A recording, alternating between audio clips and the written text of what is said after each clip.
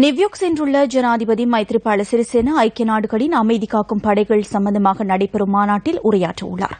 இது தொடர்பிலான தகவல்களை வழங்குகின்றார் ஜனாதிபதியின் ஊடக பணிப்பாளர் தர்மஸ்ரீ ஏகநாயக்க. ஜனாதிபதி மைத்ரிபால சிறிசேனவை சந்திப்பதற்காக அவர் தங்கியுள்ள ஹோட்டலுக்கு அமெரிக்க ராஜாங்க செயலாளர் ஜான் கெரி வருகை தந்தார். அதன்போது இருவருக்கும் இடையில் நீண்ட நேரம் பேச்சுவார்த்தை இடம்பெற்றது.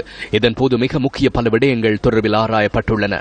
அத்துடன் ஜனாதிபதி மைத்ரிபால சிறிசேனா ஐக்கிய நாடுகளின் அமைதி காக்கும் படைகள் சம்பந்தமாக நடைபெறும் மாநாட்டில் உரையாற்றவுள்ளார். இதனை தவிர மேலும் பல அரசு தலைவர்களுக்கும் ஜனாதிபதிக்கும் இடையில் இன்றைய தினம் சந்திப்புகள் இடம்பெறவுள்ளன. இதில் விசேடமாக நியூசிலாந்து பிரதமர் ஜான் கீயையும் ஜனாதிபதி சந்திக்க உள்ளார். ஐக்கிய நாடுகள் சபையினால் இன்று அரசு தலைவர்களுக்கு விசேட விருந்துபசாரமும் வழங்கப்பட உள்ளது. இது சம்பிரதாயபூர்வமாக வழங்கப்படும் விருந்துபசாரமாகும். அதேபோன்று இன்றிரவு அமெரிக்க ஜனாதிபதி பராக் ஒபாமாவின் விசேட ராப்போசன விருந்துபசாரமும் வழங்கப்பட உள்ளது.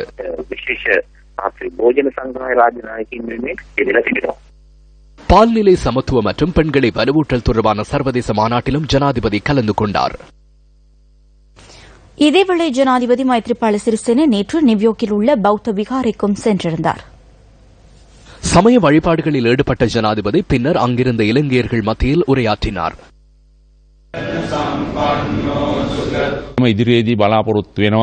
நமது நாட்டில் அரசியலமைப்பை எதிர்காலத்தில் முற்றாக மாற்றி அமைக்க எதிர்பார்க்கிறோம். அதன் மூலம் ஜனநாயக மக்களின் மனித உரிமைகள் மற்றும் அடிப்படை உரிமைகளை பலப்படுத்தி உலகில் சிறந்ததொரு அரசாங்கமாக இலங்கையை மாற்றி அமைக்க வேண்டும். இலங்கையின் பொருளாதாரத்தை அபிவிருத்தி செய்யவும் ஏனைய துறைகளில் அபிவிருத்திகளை மேற்கொள்ளவும் புதிய அரசாங்கத்திற்கு சர்வதேசத்திலிருந்து பாரிய ஒத்துழைப்புகள் கிடைக்கின்றன. நமது தாய் நாட்டிற்காகவே இவை அனைத்தையும் செய்கிறோம்.